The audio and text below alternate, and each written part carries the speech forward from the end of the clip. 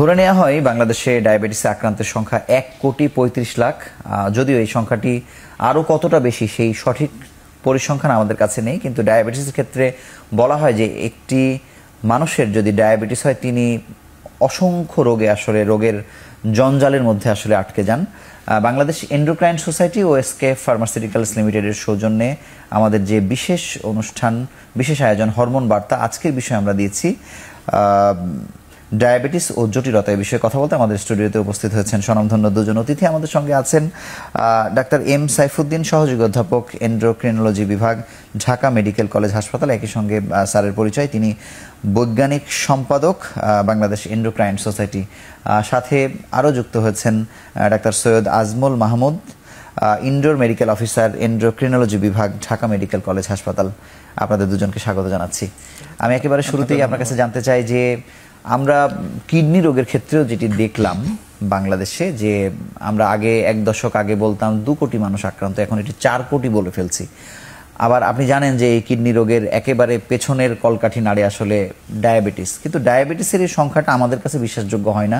যদিও একটি ইন্টারন্যাশনাল বড় ফোরাম আসলে এই তথ্যটি বলে, বাংলাদেশের পার্সপেক্টিভ বা প্রেক্ষাপটে এই রোগীর পরিধি কতটা বেড়েছে বলে আপনার মনে হয়?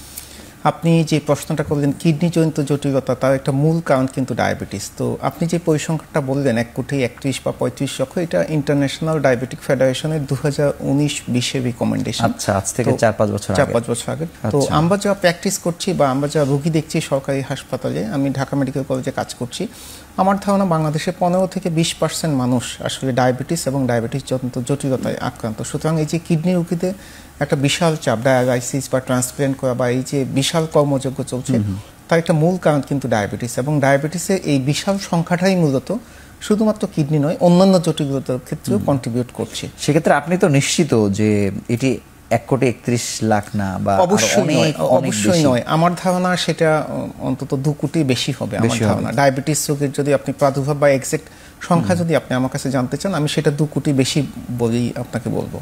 জি, আরও আপনার কাছে জানতে চাই যে কথাটি আমরা চিকিৎসকরা সবসময় বলে থাকেন যে শুধু ডায়াবেটিস কতগুলো জায়গাতে একটা মানুষকে আসলে ক্ষতি করে, তার হাত, পা, চোখ, মানে এটার ভয়াবহতা যদি একটু বলেন।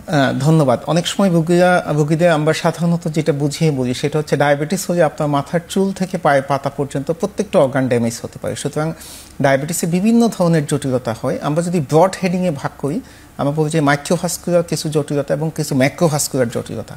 ম্যাক্রোভাস্কুলার কমপ্লিকেশনগুলোর মধ্যে হার্ট অ্যাটাক, ব্রেন স্ট্রোক, পায়ে ক্ষত হওয়া, এগুলো সবগুলো ইম্পর্টেন্ট। মাইক্রোভাস্কুলার জটিলতা বা মাইক্রোভাস্কুলার কমপ্লিকেশন যেগুলো, সেগুলোর মধ্যে ডায়াবেটিস থেকে আমাদের চোখে ড্যামেজ হচ্ছে, যেটাকে আমরা ডায়াবেটিক রেটিনোপ্যাথি বলছি, আমাদের কিডনি ড্যামেজ হচ্ছে, যেটাকে আমরা ডায়াবেটিক নেফ্রোপ্যাথি বলছি, এবং স্নায়ু ড্যামেজ হচ্ছে, যেটাকে ডায়াবেটিক নিউরোপ্যাথি বলছি। তবে এছাড়াও ডায়াবেটিসের কিছু অ্যাকিউট জটিলতা আছে, ডায়াবেটিস হঠাৎ করে খুব কমে যাওয়া, বেড়ে যাওয়া।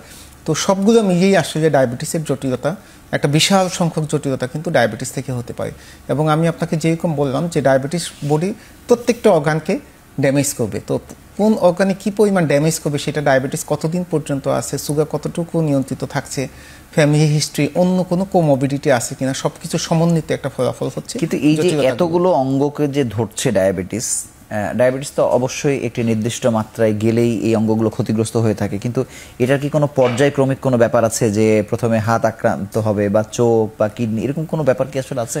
এটা আসলে একদম ওভাবে বলা খুব মুশকিল যে প্রথমে এই অর্গান এফেক্ট হবে তারপর অন্য অর্গান এফেক্ট হবে, বা একই সঙ্গে সবই ক্ষতিগ্রস্ত হতে পারে। তো সাধারণত মাইক্রোভাস্কুলার যেসব জটিলতা আমি যেটা বললাম, চোখ, কিডনি এবং স্নায়ু, সাধারণত দেখা যাচ্ছে কারো যদি একটা জটিলতা যদি শুরু হয়, তাহলে সাধারণত দেখা যাচ্ছে অন্য জটিলতাগুলোও কিন্তু একই সাথে শুরু হয়েছে।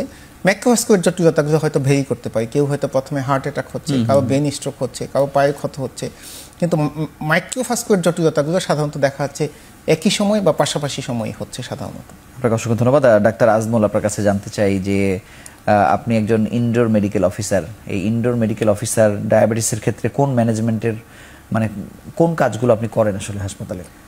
আমি এমডি কমপ্লিট করেছি বাংলাদেশ মেডিকেল ইউনিভার্সিটি থেকে এন্ডোক্রাইনোলজি বিভাগে। ইনডোর মেডিকেল অফিসার হিসেবে সাধারণত হরমোন বিভাগে ডায়াবেটিস ও হরমোনজনিত বিভিন্ন জটিলতা নিয়ে যেসব রোগীগুলো ভর্তি হয় ইনডোরে, এবং এছাড়াও বহির্বিভাগে যেসব রোগীগুলো এসে থাকে তাদের চিকিৎসা প্রদান করা হয়ে থাকে। আচ্ছা, ধন্যবাদ। ডাক্তার সাইফুদ্দিন, আপনার কাছে জানবো যে আপনি যদি একটা একটা করে আমাদেরকে একটু আসলে বলেন যে আমরা যেমন দৃষ্টিহীনতার কথা বলি, চোখে অন্ধত্বর দিকে আসলে এগিয়ে যাই, বিশেষ করে নিউরো এরিয়াতে এই জটিলতা কতদূর পর্যন্ত পৌঁছায় বা কি হয় আসলে? স্নায়ু জটিত জটিলতা আপনি যদি আমাকে বলেন, আমরা যেটা ডায়াবেটিক নিউরোপ্যাথি বলছি, তো নিউরোপ্যাথি থেকে অনেক ধরনের জটিলতা হতে পারে। তো প্রথমেই ডায়াবেটিস যাদের দীর্ঘমেয়াদী থাকছে এবং আনকন্ট্রোল থাকছে এবং ডায়াবেটিসের সাথে অন্য কোমরবিডিটিগুলো থাকছে, যেমন প্রেশার বেশি, কোলেস্টেরল বেশি, ফ্যাটি লিভার বা এইসব জিনিসগুলো থাকছে, বা অনেক সময় কিছু রিস্ক ফ্যাক্টর থাকে, পেশেন্ট হয়তো স্মোক করছে, কারো কারো অ্যালকোহলিজমে হয়তো কিছুটা অভ্যাস আছে, তখন দেখা যাচ্ছে স্নায়ুগুলো কিছুটা অবশ হচ্ছে। রোগী এসে আমাদের বলে যে স্যার আমার হাতে পায়ে জ্বালা পোড়া করছে, এটা একটা সাইন হতে পারে। অথবা কোনো সেন্স পাচ্ছে না, রোগী এসে বলে আমার পায়ে যে জুতা আছে কি নাই সেটা আমি বুঝতে পারছি না, এটাও কিন্তু ডায়াবেটিস জটিল। যার ফলে হচ্ছে কি, পেশেন্টের পায়ের নিচে কোনো আঘাত হলেও সে কিন্তু সেটা পারসিভ করছে না।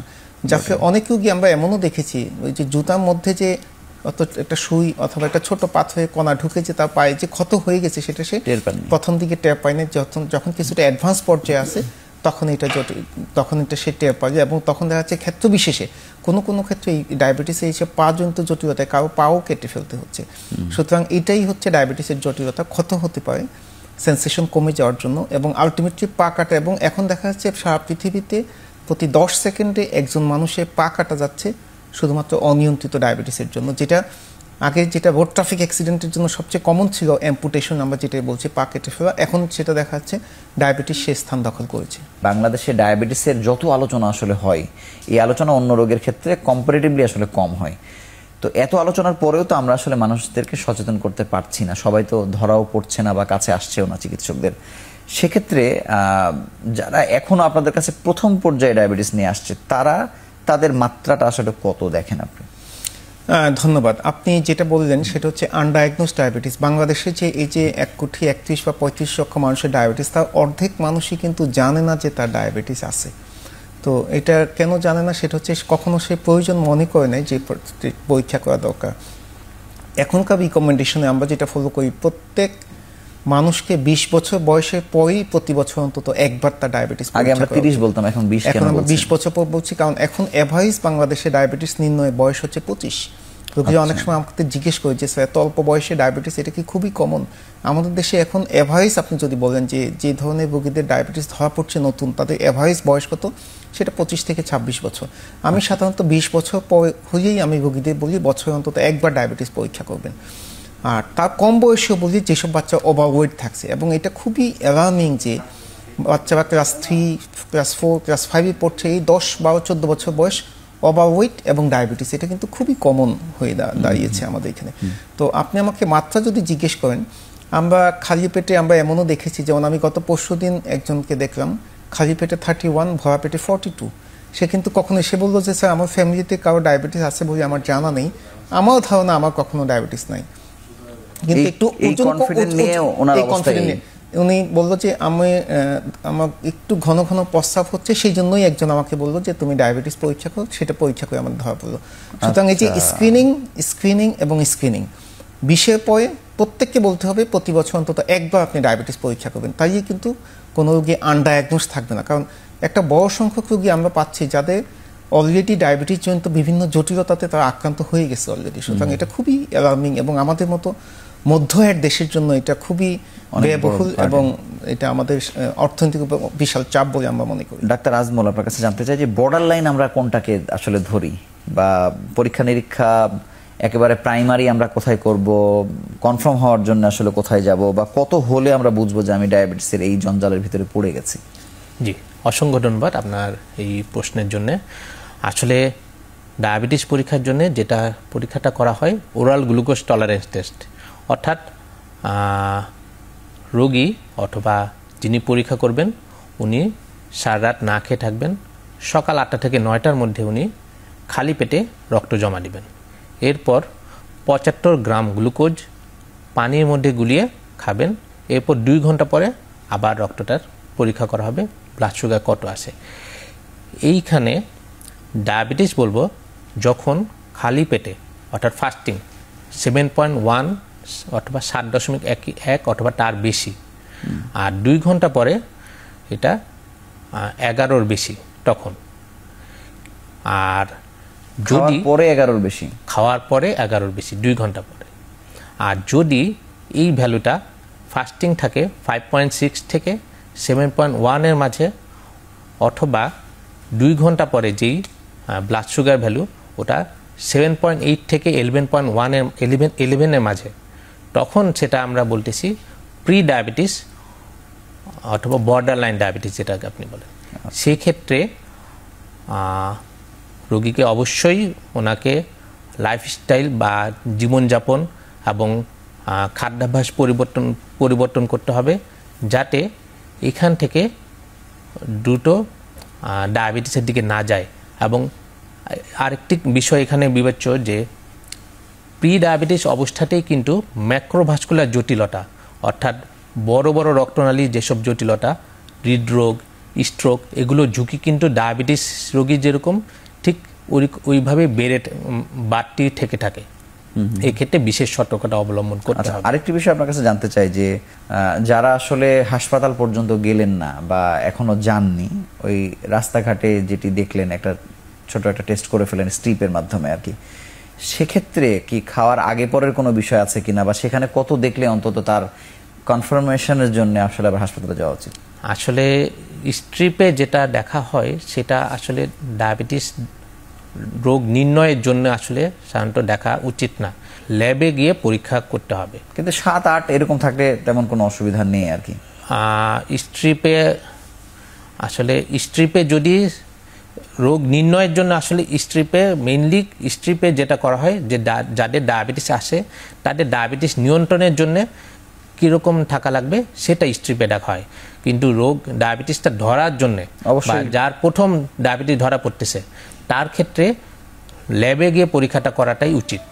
আপনাকে অসংখ্য ধন্যবাদ। আমরা ছোট্ট একটু বিরতি নিয়ে আলোচনায় ফিরছি।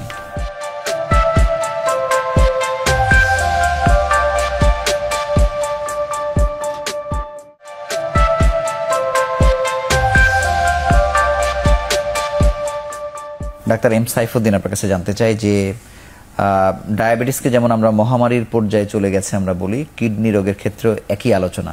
এটা যে কে কার থেকে বেশি গতিতে আগাচ্ছে, ক্ষিপ্র গতিতে, মানে সেটি আসলে নির্ণয় করা মুশকিল হয়ে গেছে।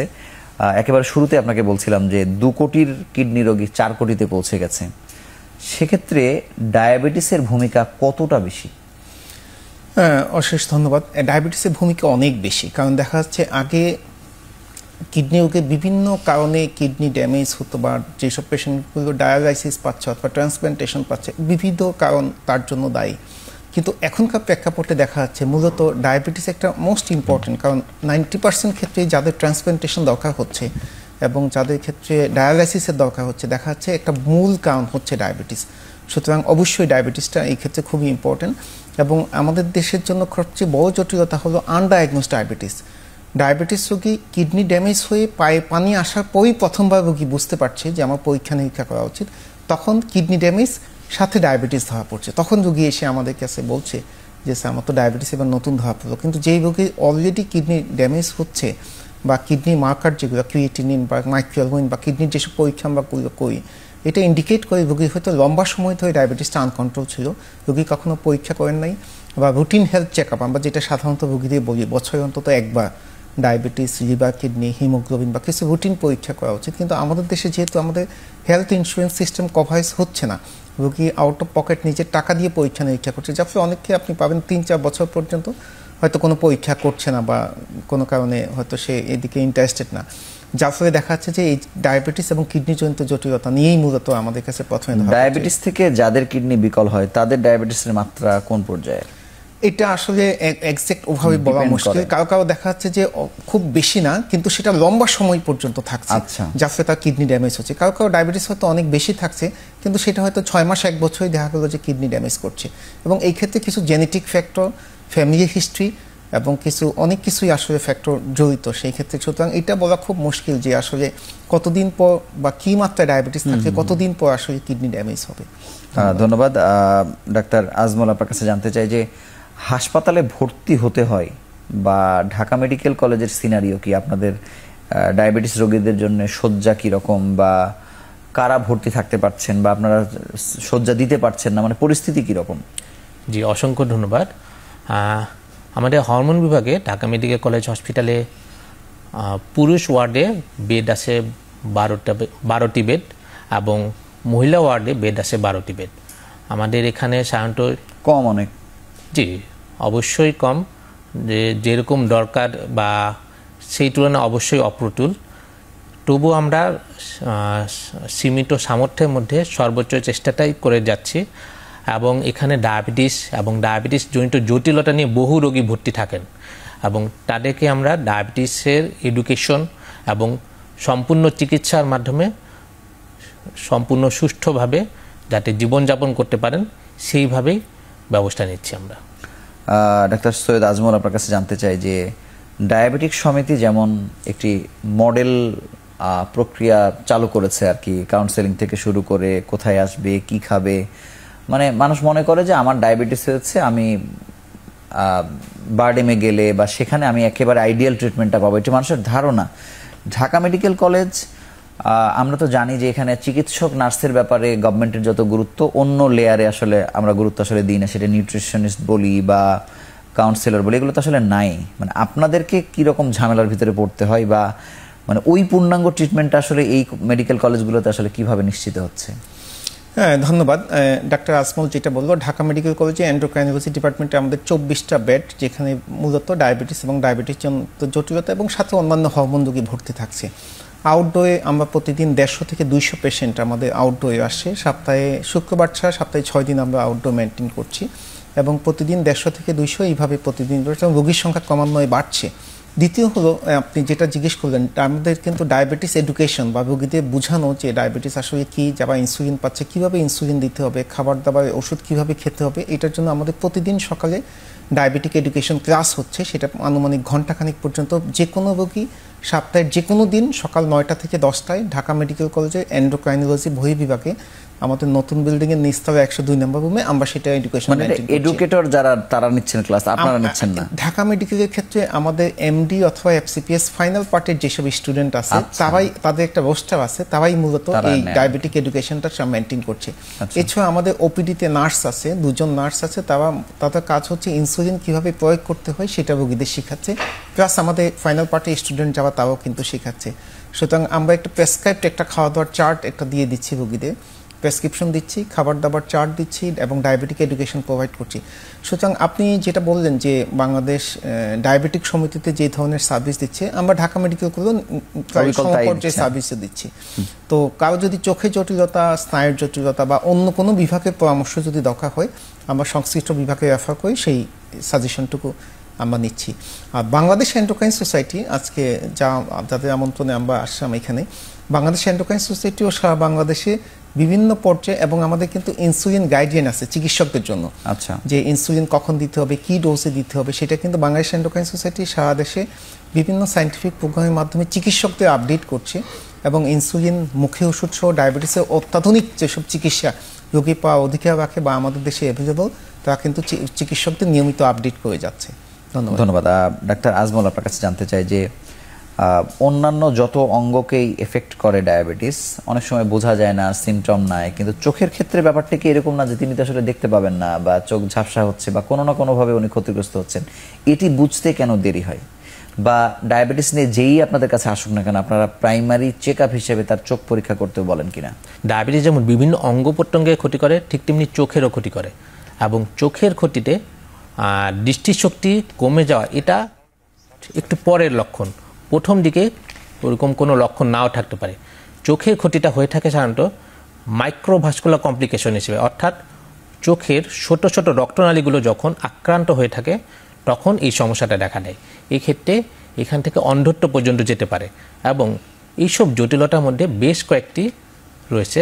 এর মধ্যে প্রধানতম জটিলতা যেটা ডায়াবেটিক রেটিনোপ্যাথি, অর্থাৎ রেটিনা যেটি আমাদের চোখের পিছনের অংশে থাকে, এবং এই রেটিনার উপর এসে যখন আলো পড়ে তখন কোনো মানুষ সেই বস্তু বা সেটি দেখতে পায়। এই রেটিনার মধ্যে যে ছোট ছোট রক্তনালী, সেই রক্তনালীতে ডায়াবেটিসের জন্য সমস্যা দেখা দেয়। এই ক্ষেত্রে দেখা যায় যে রক্ত প্রবাহের চলাচলে বাধা সৃষ্টি হতে পারে, কোনো কারণে রক্তপাতও হতে পারে, এবং রেটিনা ক্ষতিগ্রস্তের কারণে সম্পূর্ণভাবে অন্ধত্বের দিকে যেতে পারে। আরেকটি জটিলতা হয়ে থাকে ডায়াবেটিক ম্যাকুলোপ্যাথি, অর্থাৎ ম্যাকুলাটা রেটিনারই একটা অংশ, যেখানে পরিষ্কার দৃষ্টির জন্য এই ম্যাকুলাটা জরুরি। ডায়াবেটিসের ক্ষেত্রে যেটা হয়, ম্যাকুলার মধ্যে তরল জমা হয়ে ইডিমা হয়, এক্ষেত্রে দৃষ্টিশক্তি ঝাপসা হয়ে যেতে পারে এবং তখন জিনিস বা কোনো কিছু বিকৃতভাবে দেখা যায়। এছাড়াও ডায়াবেটিসের জন্য চোখে ছানি পড়ে, যেটাকে বলা হয়ে থাকে ক্যাটারেক্ট, এবং চোখের মধ্যে ভিতরের চাপ বেড়ে গ্লুকোমা ঝুঁকিও বেড়ে যেতে পারে ডায়াবেটিসের জন্য। আর ধন্যবাদ। ডাক্তার সাইফুদ্দিন, আপনার কাছে জানতে চাই যে আমাদের দেশের ফুড হ্যাবিট বা আমরা যেভাবে চলাফেরা করি, মানে কোন জায়গাগুলোতে আসলে পরিবর্তন নিয়ে আসা উচিত, সেটা আমার ডায়াবেটিস হোক বা না হোক, কারণ আমরা তো ডায়াবেটিক প্রবণ বাংলাদেশের মানুষ। ধন্যবাদ। এটা ধারণা করা হয় এশিয়াতে যারা জন্মগ্রহণ করেছে তাদেরই ডায়াবেটিসের ঝুঁকি বেশি, এবং আমাদের দেশে খাবার দাবার একটা খুবই ইম্পর্টেন্ট অথবা সিগনিফিক্যান্ট ফ্যাক্টর। তো এক নাম্বার যদি বলি আমরা, সেটা হচ্ছে কার্বোহাইড্রেট ইনটেক। আমরা ভাত প্রধান দেশ, মানুষ সাধারণত কমপক্ষে দুবেলা ভাত খাচ্ছে, এটা alarming, number one. Number two, American diabetic অ্যাসোসিয়েশনের রিকমেন্ডেশন হচ্ছে একজন মানুষের প্রতিদিন 45 থেকে 50% কার্বোহাইড্রেট, 15 থেকে 20% হচ্ছে প্রোটিন বা আমিষ, এবং 30 থেকে 35% ফ্যাট বা এই ধরনের খাবার খাওয়া উচিত। কিন্তু আমার ধারণা আমাদের দেশে আমরা 80 থেকে 90% কার্বোহাইড্রেট খাচ্ছি। তো একটা মধ্যবিত্ত বা উচ্চবিত্ত বা নিম্নবিত্ত সব গোষ্ঠীতেই যেটা প্রবণতা দেখা গিয়েছে যে আমরা ভাত প্রধান দেশ হওয়ার কারণে অনেক বেশি রাইসের উপর আমরা ডিপেন্ড করছি বা কার্বস জাতীয় খাবারের উপর ডিপেন্ড করছি, 80 থেকে 90%। মধ্যবিত্তদের জন্য রাইসের প্রাইস, কার্বোহাইড্রেটের প্রাইস কিছুটা কম if you compare with the protein এবং হচ্ছে ফ্যাটের ক্ষেত্রে, এটা একটা কারণ হতে পারে। আমাদের অবশ্যই কার্বোহাইড্রেট কমিয়ে নিয়ে আসা উচিত, 45 থেকে 50% কার্ব খাওয়া উচিত। সুতরাং এক্সেস কার্বোহাইড্রেট আমাদের দেশে ডায়াবেটিস এবং ভরা পেটের সুগার বেশি হয় একটা মূল কারণ। আরেকটা জিনিস হচ্ছে এটা আমাদের দীর্ঘদিনে একটা, সে তো আসলে সুগার খাচ্ছে না, কিন্তু এটা সুগারে মানে এটা বডিতে সুগারে কনভার্ট হয়ে আসে, তার ব্লাড সুগার বেড়ে যাচ্ছে। আরেকটা জিনিস আমাদের দীর্ঘদিনের ঐতিহ্য, যে আমাদের যে কোনো আনন্দের সংবাদে আমরা সবসময় মিষ্টি জাতীয় খাবার শেয়ার করছি আরেকজনকে, যে কোনো আনন্দেই মিষ্টি জাতীয়, বা যে কোনো বাসাতে আমরা গেলে আসলে কখনো ফল বা অন্য কিছু নিচ্ছি না, আমরা মিষ্টি বা রসমলাই বা এই ধরনের খাবারগুলো নিয়ে যাচ্ছি, যেগুলোতে খুবই হাই কার্বস এবং যেগুলোতে ব্লাড সুগার খুব দ্রুত বাড়াতে হেল্প করছে। সুতরাং এটা আমাদের সামাজিক ঐতিহ্য একটু চেঞ্জ করতে হবে। আমি অনেক সময় আমার রোগীদের বলি, যে কোনো আনন্দে মিষ্টির পরিবর্তে ফল, এটুকুই যদি আমরা ইমপ্লিমেন্ট করতে পারি, আমার ধারণা বাংলাদেশে ডায়াবেটিস জনিত যে বিশাল প্রকোপ সেটাও অনেকটা কমে আসবে বলে আমি মনে করি। এগুলোতে সরাসরি সুগার মিশানো থাকছে, আপনি এটা খাওয়া মাত্রই আপনার ব্লাড সুগার রাইজ করছে। কিন্তু আপনি যে কোনো ফলমূল, সেগুলো যদিও কার্বোহাইড্রেট, কিন্তু সেগুলো হচ্ছে কমপ্লেক্স কার্বোহাইড্রেট, সেগুলো খুব আস্তে রক্তে বাড়ছে এবং সেটা কিন্তু খুব বেশি সুগার কন্টেনিং না, প্লাস হচ্ছে খুব দ্রুত ব্লাড সুগার বাড়াচ্ছে না। সুতরাং অবশ্যই আমরা যদি ইমপ্লিমেন্ট করতে পারি আমাদের ঐতিহ্যের মধ্যে, যে আমরা যে কোনো সুখভয়ে আমরা মিষ্টির পরিবর্তে আমরা ফল নিয়ে কোথাও যাব, তাহলেও কিন্তু ডায়াবেটিসের প্রকোপ অনেকটাই কমে আসবে বলে এটা আমার ধারণা। প্লাস আমরা যে অতিরিক্ত যে কার্বোহাইড্রেট খাচ্ছি সেটাও কিছুটা কমিয়ে নিয়ে আসা উচিত বলে আমি মনে করি। আপনাকে অসংখ্য ধন্যবাদ। আমরা আরও একটি ছোট্ট বিরতি নিয়ে আবার আলোচনায় ফিরছি।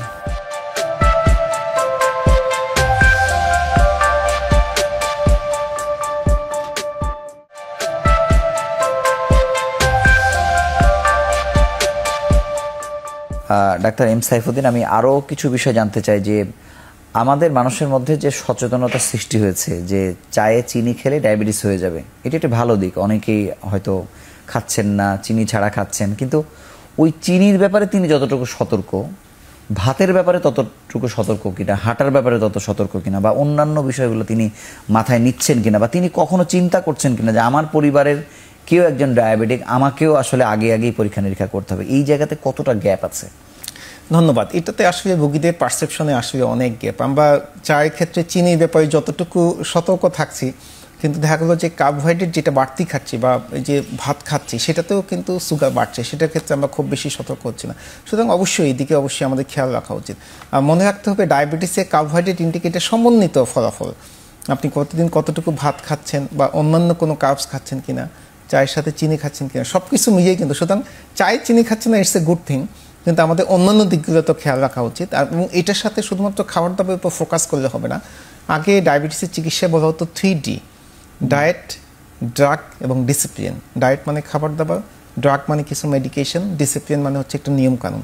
এখন এটা বলা হচ্ছে ট্রিটমেন্টে বলা হচ্ছে 4D ড্রিম বা প্রতিদিন 7 থেকে 8 ঘন্টা একজন অ্যাডাল্ট মানুষের জন্য পর্যাপ্ত ঘুম, এটাও দেখা গেছে ডায়াবেটিস প্রতিরোধে এবং ডায়াবেটিস চিকিৎসা ক্ষেত্রে সমান গুরুত্বপূর্ণ। সুতরাং প্রত্যেকটা সেগমেন্টের প্রতি আমাদের অ্যাপ্রোচ করতে হবে, আমাদের ডিসিপ্লিন হতে হবে, আমাদের ডায়েট মডিফাই করতে হবে এবং আমাদের ক্ষেত্র বিশেষে যার দরকার তাকে পরিমিত মাত্রায় সঠিক ওষুধ দিতে হবে এবং পর্যাপ্ত ঘুম, মানসিক চাপ সবকিছু একটা সমন্বিত ফলাফলই কিন্তু ডায়াবেটিস প্রত্যেকটা কম্পোনেন্টকে আমাদের আসলে অ্যাড্রেস করা উচিত।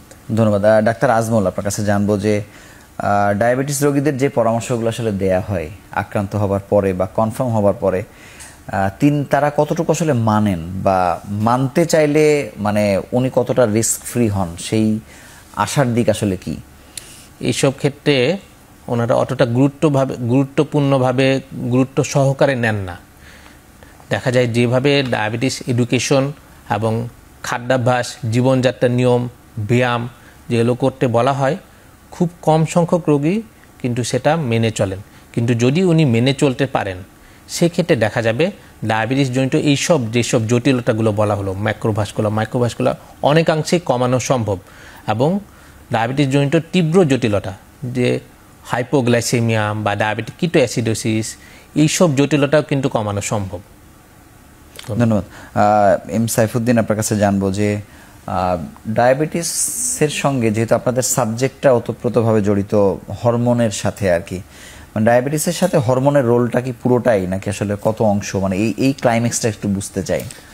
ধন্যবাদ।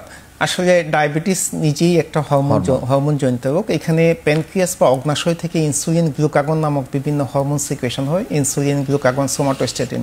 সেরকম কোনো কারণে কারো যদি ইনসুলিন কম আসে অথবা ইনসুলিন বডিতে কাজ কম করে অথবা গ্লুকাগন যদি বেশি আসে, তার যে ফলাফল সেটাকে আমরা ডায়াবেটিস বলছি। প্লাস অন্যান্য যেসব হরমোন, আমাদের বডিতে বিভিন্ন ধরনের হরমোন আছে, thyroid hormone, parathyroid hormone, growth hormone, বিভিন্ন রিপ্রোডাক্টিভ হরমোন যেমন এফএসএইচ, এলএইচ, বিভিন্ন অন্য হরমোনজনিত জটিলতায়ও কিন্তু অনেক সময় ডায়াবেটিস হতে পারে। যেমন গ্রোথ হরমোন যদি ব্রেন থেকে বেশি আসে, যেটাকে আমরা অ্যাক্রোমেগালি বলছি, সেটাতে ডায়াবেটিস হয়। থাইরয়েড হরমোন বাড়লেও ডায়াবেটিস হয়, থাইরোটক্সিকোসিসে কমলেও আবার ডায়াবেটিস হচ্ছে, যেটা হাইপোথাইরয়েডিজমে হচ্ছে। ক্যালসিয়াম যদি বাড়ে সেখানেও ডায়াবেটিস হচ্ছে। অ্যাড্রেনাল টিউমার যদি হয় সেখানেও ডায়াবেটিস হচ্ছে। সুতরাং ডায়াবেটিস মূলত অগ্নাশয়ে ইনসুলিন এবং গ্লুকাগনের কম্বিনেশন অর্টাও হওয়ার জন্য একটা রোগ, কিন্তু সাথে অন্যান্য যে বডিতে হরমোন আছে সেই সব হরমোনজনিত জটিলতায়ও কিন্তু অনেক সময় ডায়াবেটিস হতে পারে। ধন্যবাদ। ধন্যবাদ। ডাক্তার আজমল, কোলেস্টেরল নিয়ন্ত্রণ রাখার জন্য আসলে কি করণীয় বা এটি কত বড় ভূমিকা পালন করে আসলে ডায়াবেটিসকে জটিল করে তুলতে? জি, অসংখ্য ধন্যবাদ। আর ডায়াবেটিসের একটি অন্যতম কমপ্লিকেশন, যেটা আগেই বলা হয়েছে, ম্যাক্রোভাস্কুলার কমপ্লিকেশন, অর্থাৎ শরীরের বড় বড় রক্তনালীগুলোর আক্রান্ত হওয়ার কারণে যেসব সমস্যাগুলো দেখা দেয়, এর মধ্যে রয়েছে হৃদরোগ বেড়ে যাওয়া, স্ট্রোক বেড়ে যাওয়া এবং পায়ের যেই রক্তনালীর সমস্যার জন্য পেরিফেরাল আর্টেরিয়াল ডিজিজ, এটিও একটি এই বড় বড় রক্তনালীগুলোর সমস্যার জন্য হয়ে থাকে। এই রক্তনালীর সমস্যাটার কমানোর জন্য কোলেস্টেরল নিয়ন্ত্রণে রাখা খুবই গুরুত্বপূর্ণ। এক্ষেত্রে কোলেস্টেরল নিয়ন্ত্রণের জন্য সঠিক খাদ্যাভ্যাস মেনে চলতে হবে, পরিমিত পরিমাণে হাঁটতে হবে এবং শরীরে কোলেস্টেরল যদি বেশি থাকে সেই অনুযায়ী ডাক্তারের পরামর্শক্রমে কোলেস্টেরল কমানোর জন্য ওষুধ সেবন করতে হবে নিয়মিত। আপনি কোলেস্টেরলের কথা বলছেন, এটির সঙ্গে আসলে তেলের একটি সম্পর্ক আছে। বিভিন্ন বিজ্ঞাপনে আমরা দেখি যে কোলেস্টেরলকে জড়িয়ে বিজ্ঞাপন দেয়া হয়। মানে এখানে কোন তেল খাবো কি না খাবো, এটার কোনো গবেষণা বা কোথাও কি আপনারা কোনো সাজেশন দিতে পারেন? এক্ষেত্রে আসলে অনেক সারা বিশ্বেই অনেক রকম গবেষণা হয়েছে।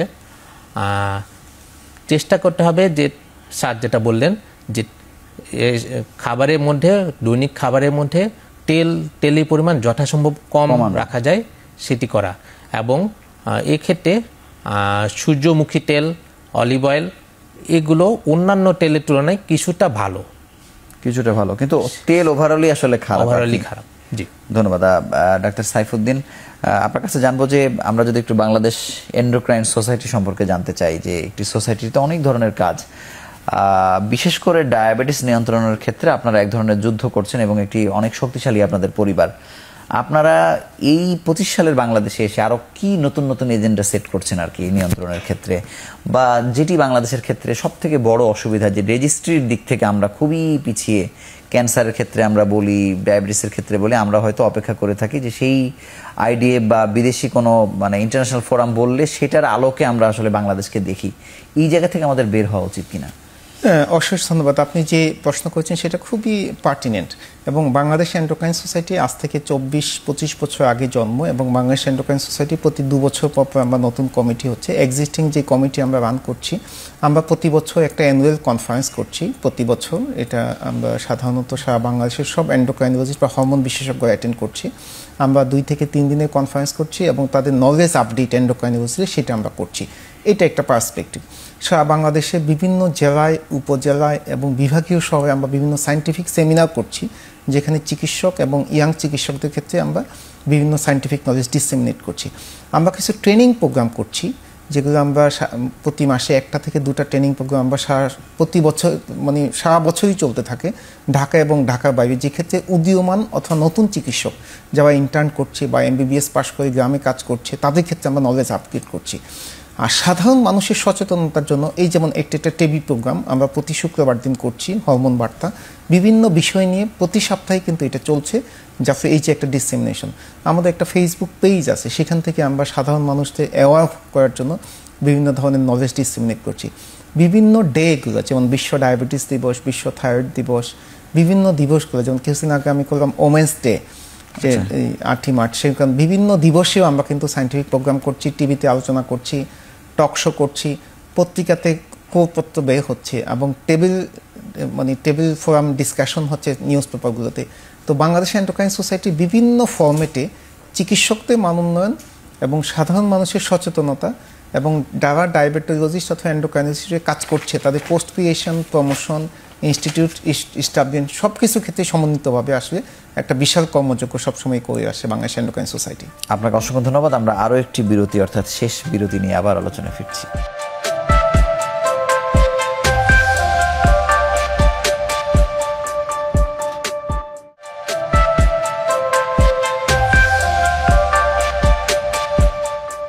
ডাক্তার আজমল, নারীদের প্রসঙ্গ আসলে আসলো আলোচনায়। ডায়াবেটিসের ক্ষেত্রে কি নারীরা কোন পর্যায়ে আছে? এটা কি পুরুষের থেকে বেশি না কম? তাদের ভেতরে অসচেতনতা কোন পর্যায়ে? আসলে নারী পুরুষ ডায়াবেটিস সবাইকে সমানভাবে আক্রান্ত করে থাকে। এক্ষেত্রে স্পেসিফিক ওরকম করে কোনো নাই, কিন্তু নারীদের যে আচার আচরণ, বাইরে বের না হওয়া, বাসায় থাকা, কাজ করা, মানে এই দিক থেকে তারা কোনো দিক থেকে পিছিয়ে পড়ে কিনা, বা ডায়াবেটিস তাদেরকে বেশি ধরে ফেলে কিনা, এরকমও নাই? না, এরকমও নাই আসলে। আপনি কিছু যোগ করতে চান কিনা? আজমল যেটা বলবে সেটা ঠিক আছে, ডায়াবেটিস পুরুষ নারী সবাইকে এফেক্ট করছে। আরেকটা জিনিস আপনি খেয়াল করে দেখবেন, সেটা হচ্ছে আমাদের মায়েদের আমরা সবসময় একটু আরাম আয়েসে বা একটু চাপ মুক্ত রাখার চেষ্টা করি, যাতে ওনার ফিজিক্যাল শারীরিক কোনো পরিশ্রম না হয়। আপনি বিদেশে যদি দেখেন, আপনি ইউরোপ আমেরিকাতে দেখবেন মানুষ 65-70 বছর বয়সেও কিন্তু বাইরে অল্প স্বল্প হলেও কোনো না কোনো কাজ করছে। কিন্তু আমাদের দেশে আমরা যেটা করছি, আমরা যখনই উপার্জনক্ষম হলাম, আমি আমার বাবা মাকে বলছি ইউ জাস্ট টেক রেস্ট, যাতে আপনি বাসায় কোনো কাজ করতে হবে না, আপনাকে বাসায় কাজে মেয়ে দেওয়া হচ্ছে। আমার বাবাকে বলছি আপনার রিটায়ারমেন্টে চলে আসেন, নাও গো ফর রেস্ট। তো যার ফলে দেখা যাচ্ছে তাদের ফিজিক্যাল অ্যাক্টিভিটি আসলে অনেক কম হচ্ছে, ওই সময় রোগ যার ফলে ওই বাড়ছে। সময়ই দেখা যাচ্ছে ডায়াবেটিসের ঝুঁকি বাড়ছে। এবং আপনি অনেক মানুষ পাবেন, বোথ মেল এবং ফিমেল, যারা যতদিন পর্যন্ত চাকরি করেছে ততদিন পর্যন্ত কিন্তু তাদের শারীরিক জটিলতা, ডায়াবেটিস, প্রেশার বা ফ্যাটি লিভার বা কোলেস্ট্রল খুব কম হচ্ছে। কিন্তু যখনই রিটায়ারমেন্টে আসলো তখনই দেখা গেলো এই ধরনের জটিলতাগুলো অনেক বেশি হচ্ছে। সুতরাং এই যে আমাদের একটা পারসেপশন যে আমার বাবা মা রেস্টে থাকবে, বিশ্রামে থাকবে, কোনো কাজ করতে হবে না, তো সেটা আসলে বিদেশে যেটা চলছে যে মানুষ আসলে কখনো রেস্ট নিচ্ছে না, তারা সবসময় কন্টিনিউয়াস আসলে মৃত্যু আগ পর্যন্ত তারা কাজ করে যাচ্ছে। তো আমাদের দেশে আমার মনে হয় যে কোনো একটা ছোটখাটো হলেও একটা কাজে এঙ্গেজ থাকে, ডায়াবেটিস বা হৃদরোগ বা এগুলোর ঝুঁকিটা কিছুটা হলেও কমে আসবে বলে আমি ধারণা করি। এই যে আমরা বলে থাকি যে যত রোগী আসলে আছে ডায়াবেটিসের, এর অর্ধেকই আসলে লুকিয়ে আছে, ধরা পড়েনি বা তারা ধরা দেয়নি।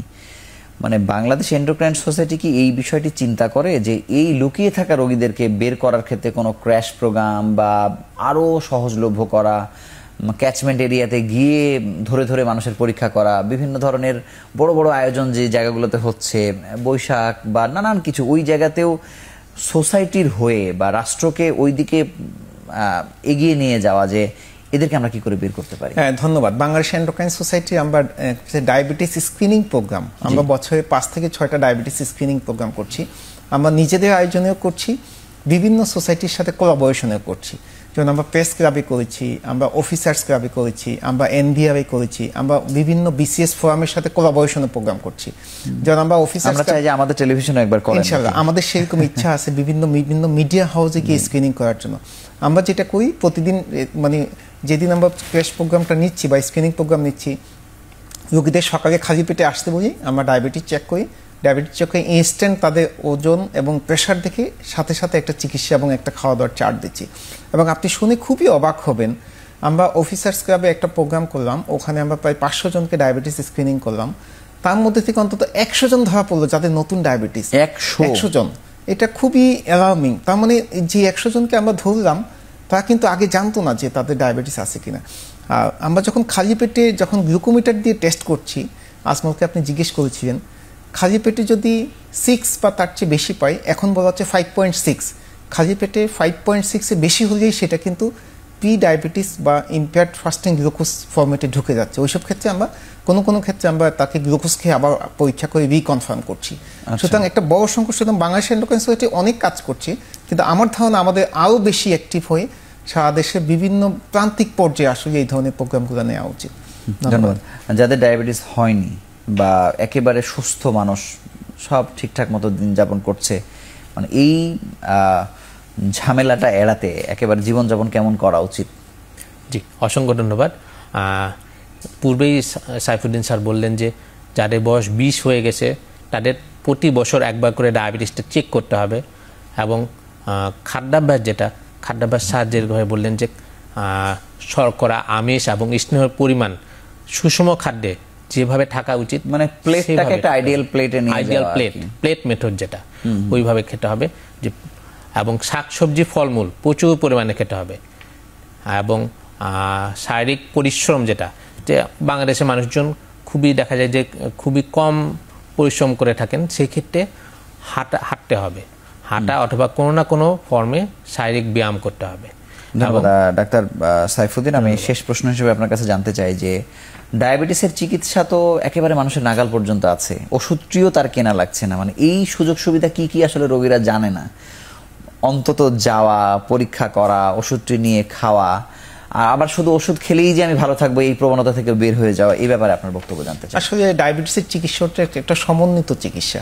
যেমন আমরা একটা বড় সংখ্যক রোগী আমাদের কাছে আসে যে স্যার আমার 3 বছর অথবা 4 বছর আগে আমার ডায়াবেটিস ধরা পড়েছে, আমি 6 মাস ওষুধ খেয়েছি, তারপর স্যার আমি ওষুধ খাই নাই, কখনো পরীক্ষা করে নাই। এটা আসলে এক ধরনের অবহেলা, নিজের প্রতি গুরুত্বহীনতা বা অবহেলা আপনি বলতে পারেন। আমরা ডায়াবেটিস রোগীদের সবসময় বলি যে ডায়াবেটিসের চিকিৎসা আমি যে 4D বললাম, আপনার খাবার দাবার, জীবনযাত্রা, ঘুম, নিয়মিত ওষুধ খাওয়া, মাঝে মাঝে পরীক্ষা করে দেখা আমি যে ওষুধ খাচ্ছি সেটা ওষুধের ডোজটা ঠিক আছে কিনা, ওষুধ একটু কমানো যেতে পারে কিনা বা একটু বাড়ানো দরকার কিনা সেটা, এবং কোনো জটিলতা ডেভেলপ করছে কিনা, আমার হৃদরোগ হচ্ছে কিনা বা কিডনিতে বা স্নায়ুতে কোনো জটিলতা হচ্ছে কিনা। বছরে 2 থেকে 3 বার এক হচ্ছে ডায়াবেটিস সংশ্লিষ্ট এন্ডোক্রাইনোলজিস্টের পরামর্শ নেওয়া, চিকিৎসা নেওয়া, একটু পরীক্ষা নিরীক্ষা করা। তো রোগীদের আসলে ডায়াবেটিস রোগীদের অন্য রোগের চেয়ে আসলে অনেকটুকু সচেতন হতে হবে। একটা টাইফয়েডের রোগী জ্বর আসছে, 1 সপ্তাহ অ্যান্টিবায়োটিক খেয়ে সে ভালো হয়ে যাবে, কিন্তু ডায়াবেটিসটা কিন্তু সেরকম না। ডায়াবেটিস কিন্তু যাচ্ছে না, সেটা থেকে যাচ্ছে। ক্ষেত্র বিশেষে আমরা ওষুধ কমাচ্ছি, কাউকে আমরা ওষুধ কিন্তু বন্ধ করে দিচ্ছি, কিন্তু সেই জন্য নিয়মিত আসলে চিকিৎসকের পরামর্শ থাকতে হবে। এবং প্রত্যেকটা কম্পোনেন্ট, এক হচ্ছে ডায়াবেটিস এমন একটা অসুখ সেখানে রোগীর সহযোগিতা না পেয়ে যায়, কিন্তু ডায়াবেটিস কিন্তু কখনোই আমরা কন্ট্রোল করতে পারবো না। সুতরাং আমাদের দিকে খেয়াল রাখা উচিত। আপনাকে অসংখ্য ধন্যবাদ এবং আপনাদের দুজনকে আমাদের সঙ্গে যুক্ত হওয়ার জন্য আন্তরিকভাবে অভিনন্দন জানাচ্ছি। আপনাকেও ধন্যবাদ। ডায়াবেটিস এমন একটি রোগ, ডায়াবেটিসের জটিলতা যদি আপনি এড়াতে না পারেন তাহলে আপনাকে নিশ্চিহ্ন আপনি হয়ে যেতে পারেন পৃথিবী থেকে, এটি এত ভয়ঙ্কর।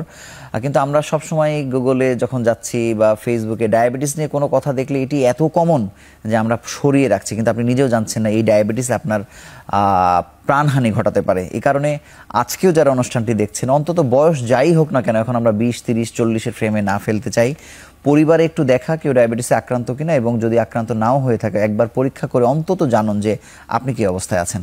ভালো থাকুন, সুস্থ থাকুন। আগামী পর্বে নতুন কোনো বিষয় নিয়ে আবার হাজির হব।